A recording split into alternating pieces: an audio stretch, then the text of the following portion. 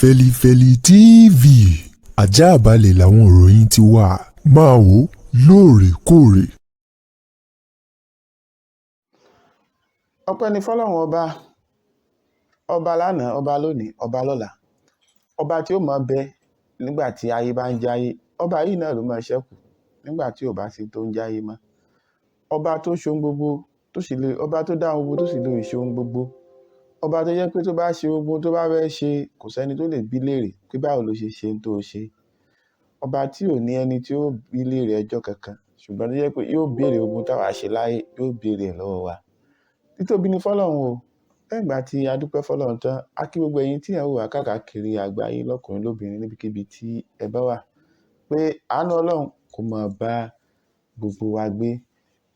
Mo sì kí yín pé ẹ ṣeun lọ́pọ̀lọpọ̀ tẹ́ ẹ máa darapọ̀ mọ́ wa lórí ìkànnì ìròyìn Fẹ́lifẹ́li. Ní gbogbo ètò tí a bá ti ń ṣe, a dúpẹ́ wa mọ́ lóore o. Gbogbo tẹ́ ti wá mú tẹ́ fi ń ra dátà tẹ́ fi ń wò wá, iná ò ní tán lọ́wọ́ yín o. Ẹ ṣeun. Mi ọmọ yín àbúrò yín náà ni Comrade Quadri Ọláwálé ni mo tún wá sí orí agbágbé lọ́jọ́ ti tòní o. Lórí ìkànnì ìròyìn Fẹ́lifẹ́li TV, ọ̀rọ̀ tó ń lọ náà ni a pe àkọlé ètò. Ẹ bá wa kíyèsí. Níbo la ń lọ lọ́jọ́ ti tòní gẹ́gẹ́ bí ẹ ṣe mọ̀ bí ṣe wa pé a kì í gbà yín lákòókò púpọ̀. A sì sọ ogun tí a fẹ́ sọ ní ṣókí pẹ̀lú ẹ̀rí. Ó ní wàhálà tó ń ṣẹlẹ̀ ní orílẹ̀-èdè Palestine àti Israel. Ẹ rí i pé ọ̀rọ̀ yìí ó ti pẹ́ tí wọ́n ti wà lẹ́nu ẹ̀.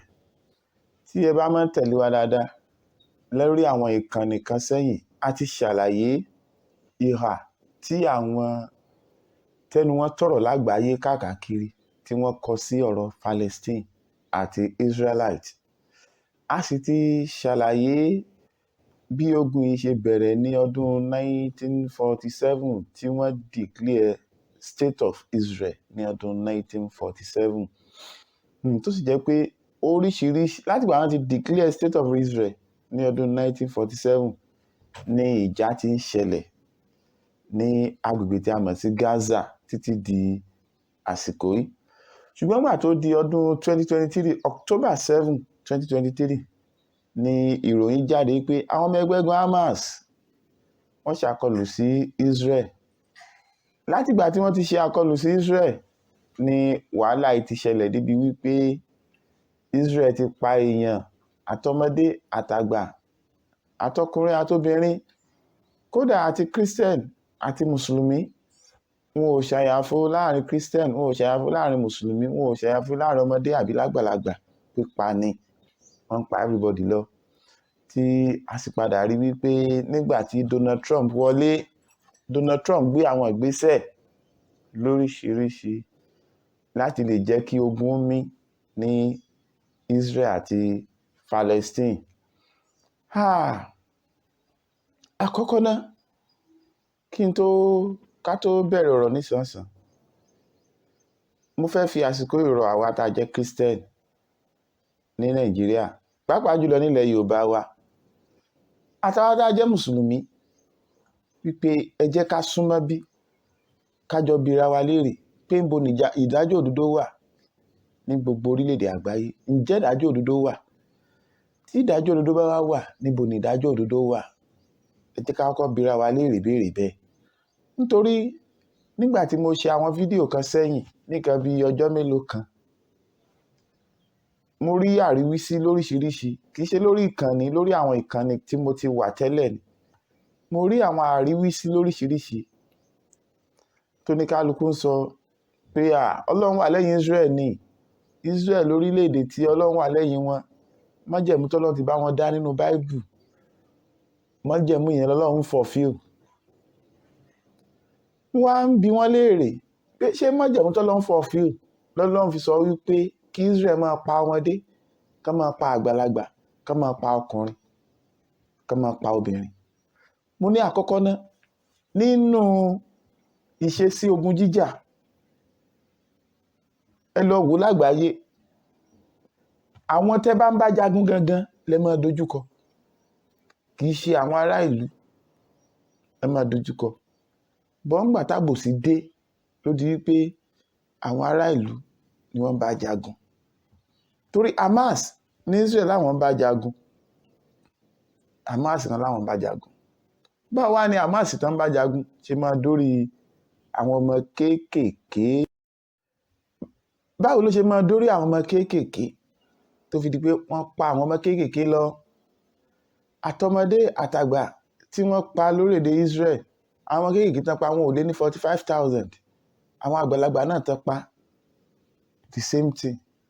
Àwọn tó wá túká náà bá ṣe ń ba church jẹ́ ní Israel bẹ́ẹ̀ ní Palestine, bẹ́ẹ̀ náà ń ba hospital jẹ́ ní Palestine. Now ìbéèrè wa ni wípé Hamas, ọmọ ẹgbẹ́gun Hamas mélòó ní Israel rí pa ní Palestine láti gbà tí ń bá Palestine jagun?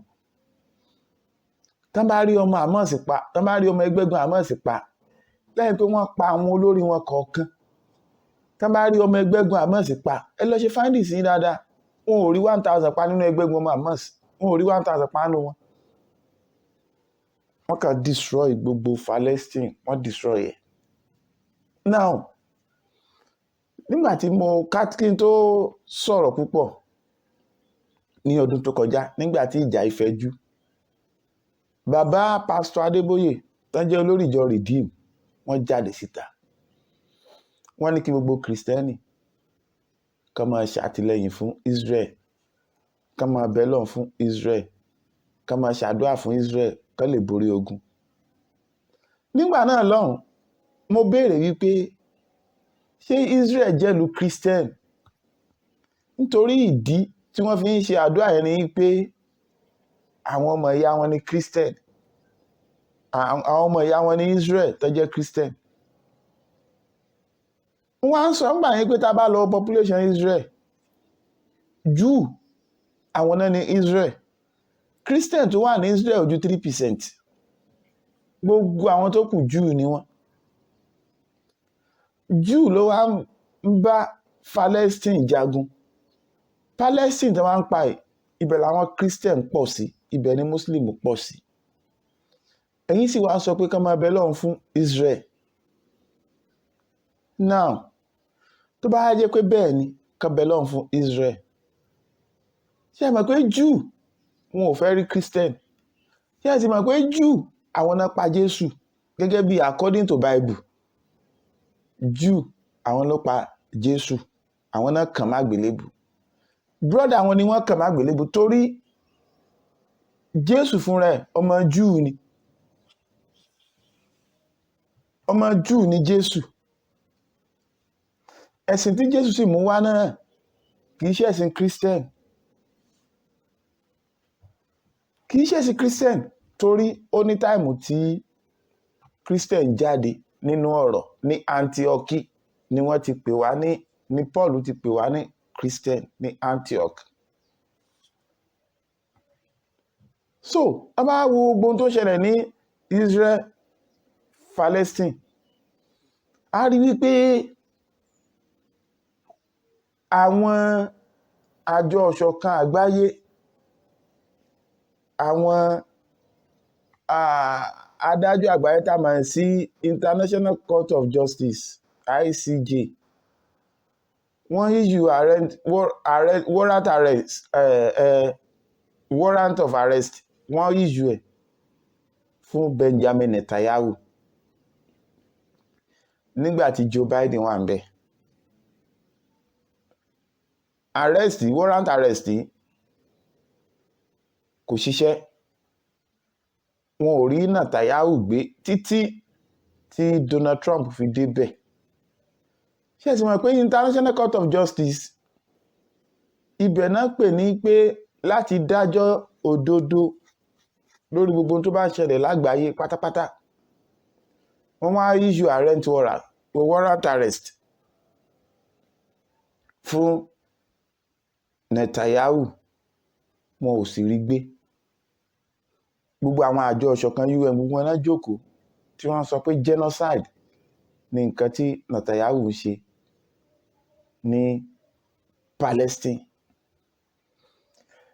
Bí Netanyahu ṣe wá commit genocide tó tóbi eléyìí, nígbà tí Donald Trump tó débẹ̀, Donald Trump tó ṣègbè fún Israel. Lóòótọ́ ó ló máa make sure pé wọ́n dáwọ́ ogun dúró ní Israel, ṣùgbọ́n bó ṣe náà máa dáwọ́ ogun dúró yìí bó ṣe náà máa dáwọ́ ogun dúró yìí kò sí wípé kẹ́gbé Netanyahu ń fẹ́lá. Donald Trump ó wọlé lóòótọ́ nígbà tó ṣe sọ àyìn fún tán ó pè pàdé sí Saudi Arabia,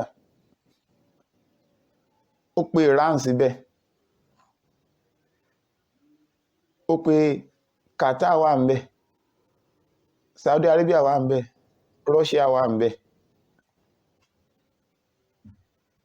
Lóòótọ́ ìpàdé yóò fi sọrí Russia ni, ṣùgbọ́n Iran tó pè síbẹ̀ yìí ó mọ̀ pé Russia àti Iran 5 and 6 jọ ni wọ́n. Ó sì mọ̀ pé Iran ló ń support àwọn ọmọ ogun Hamas ní Palestine. Ó sì mọ̀ pé tóun ò bá pe Iran síbẹ̀ kí Russia lè bá Iran sọ̀rọ̀ lórí bí Iran ṣe ń sponsor àwọn ọmọ ogun Palestine kò ní lójú torí ó fẹ́ kógun yẹn stop. Now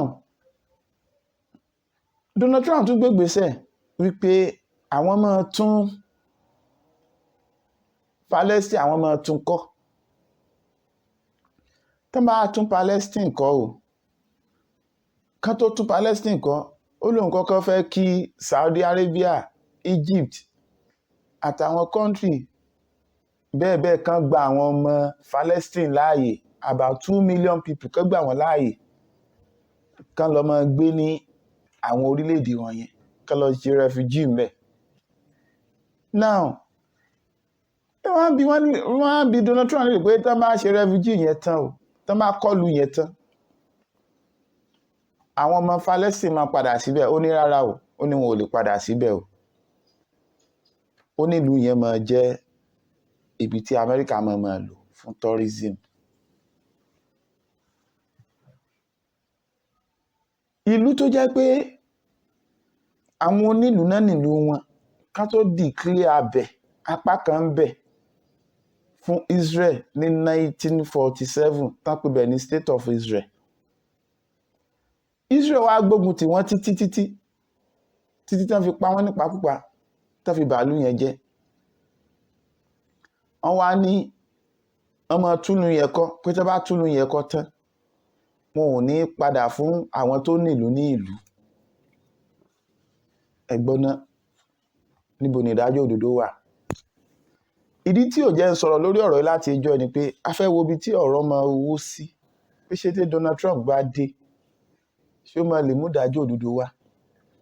Ìdí tí ò tún wá jẹ́ kí n tí ì sọ̀rọ̀ lórí ẹ̀ láti ẹjọ́ ni wípé mo fẹ́ wo ibi táwọn aráàbù máa wó sí. Mo wá rí wípé àwọn aráàbù wọ́n ń ṣàbòsí.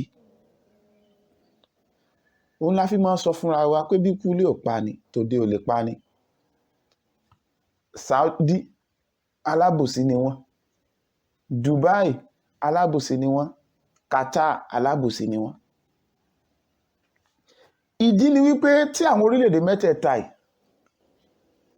tí wọ́n bá láwọn ò support Amẹ́ríkà lórí ogun tí Israel tó ń bá Palestine jà láti ìjọ yìí, jẹ́jẹ́ mọ̀ pé ogun yẹn ti máa stop. A ti stop nítorí Saudi nìkan tó bá gbéná wojú Israel máa stop ìtọ́fẹ́ dánwò ní Middle East. Bẹ́ẹ̀ náà ni tí Saudi bá gbójú agan sí Amẹ́ríkà ò ní gbà kí Israel máa bá Palestine jà. Kí ló dé tó jẹ́ kí n sọ̀rọ̀ yìí? Ẹ rí i pé ọ̀pọ̀lọpọ̀ investment Saudi Arabia Amẹ́ríkà ló wà. Yes, Amẹ́ríkà ń rí owó Saudi lò nítorí Saudi ló bá Amẹ́ríkà fọ́ọ̀mù alliance petroleum dollar láti ìgbà tó ti parí ogun Second World War. Ìdí nìyẹn tó fi jẹ́ pé dọ́là ni wọ́n fi ń ra crude oil náà fi ń ta crude oil lágbàáyé dòní. Amẹ́ríkà ò lè ṣe without Saudi. Yes, wọn ò lè ṣe without Saudi.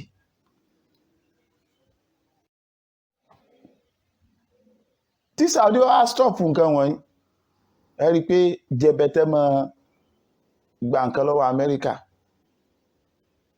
Ó fi hàn pé Yorùbá ní tí kú ló bá pa ni, tòde ò lè pa ni. Now, àwọn Arab country wá dìde, wọ́n ní rárá ní tí Donald Trump fẹ́ ṣe yẹn àwọn ò ní fọwọ́ sí, pé kó lé àwọn Palestine kúrò lórí ilẹ̀ wọn, kó bá wọn kó tún kọ́, kó má dá padà fún wọn mọ́. Wọ́n ní rárá, wọ́n láwọn ò fọwọ́ sí. Àwọn Arab mẹ́tẹ̀ẹ̀ta wá dìde ń sìn, wọ́n láwọn máa tún Palestine ṣe, àwọn máa tún kọ́ fún wọn. Now, àkọ́kọ́ tí mo fẹ́ ká gbọ́yé ń bẹ̀ ni pé àwa Christian nílẹ̀ Yorùbá àti ní Nàìjíríà, ṣé ìdájọ́ òdodo wà? Àwa Mùsùlùmí nílẹ̀ Yorùbá àti ní Nàìjíríà, ṣé ìdájọ́ òdodo wà? Torí jẹ́ bá wò dáadáa, a máa ń pariwo ìdájọ́ òdodo, ìdájọ́ òdodo, ìdájọ́ òdodo. A sì máa ń sọ wípé ibi tá a ti lè rí ìdájọ́ òdodo, òun ni ọ̀dọ̀ àwọn ará bí páwọn ni wọ́n máa sábà dájọ́ òdodo. Ṣé àwọn ará bí wá gbé ìdájọ́ òdodo lọ́wọ́ báyìí? Amẹ́ríkà ló ń kó nǹkan ogun fún Israel láti destroy Palestine. Nítorí tí ò bá sí Amẹ́ríkà lẹ́yìn Israel, Israel ò lè jàjà tán jà yẹn lájà yẹn jú. Wọn ò lè jàjà kán borí. Torí tẹ́ bá lọ wo Iron Dome tí Israel ń lò, Amẹ́ríkà ni. Gbogbo nǹkan ogun tí Israel ń lò, Amẹ́ríkà ni. A ti mú àwọn evidence wá láìmọye ìgbà lórí àwọn program tá a ti ṣe sẹ́yìn lórí bí Amẹ́ríkà ṣe ń finance Israel. Bọ́jẹ̀tì Israel wà ní lọ́dọọdún. Amẹ́ríkà ń gbé 70% nínú bọ́jẹ̀tì Israel every year. Amẹ́ríkà ń gbé bọ́jẹ̀tì Israel. Now, bàbá rẹ̀ wá ní wípé Amẹ́ríkà wá ń kọ lẹ́tà sí Iran báyìí. Bá fẹ́ checkmate Iran lórí nuclear weapon tí wọ́n ní. Pé wọn ò gbọ́dọ̀ tún upgrade ẹ̀ ju bó ṣe wà lọ́mọ́. Supreme leader Iran wá reject ẹ̀ níjẹrin, ó reject lẹ́tà Amẹ́ríkà. Amẹ́ríkà àwọn build weapon tí wọ́n all the time wọ́n upgrade ẹ̀. Ṣùgbọ́n orílẹ̀-èdè tó bá ti fẹ́ sọ pé òun upgrade weapon tóun, Amẹ́ríkà máa fẹ́ sanction, ìjà máa fẹ́ ṣẹlẹ̀. Why? Israel upgrade tiẹ̀, Amẹ́ríkà ò rí nǹkan kan ṣe sí, wọ́n fọwọ́ ra wọn lórí, wọ́n ń ṣe lọ. Èmi believe pé ọjọ́ tí Nàìjíríà bá sọ pé òun fẹ́ ní nuclear weapon tó lágbára, èmi believe pé ọjọ́ yẹn ni Nàìjíríà máa kojú ìṣòro látọ̀dọ̀ Amẹ́ríkà. Pé Nàìjíríà ò ní weapon báyìí, Amẹ́ríkà ń bá wọn ṣọ̀rẹ́, wọ́n mú wọn gẹ́gẹ́ bí ọmọ. Bó ti jẹ́ pé lẹ́nu ọjọ́ mẹ́ta Amẹ́ríkà láwọn máa stop àwọn ìrànlọ́wọ́ táwọn ń ṣe fún orílẹ̀-èdè Nàìjíríà látàrí ètò ìlera àti gbogbo ẹ̀, báwọn máa stop ẹ̀.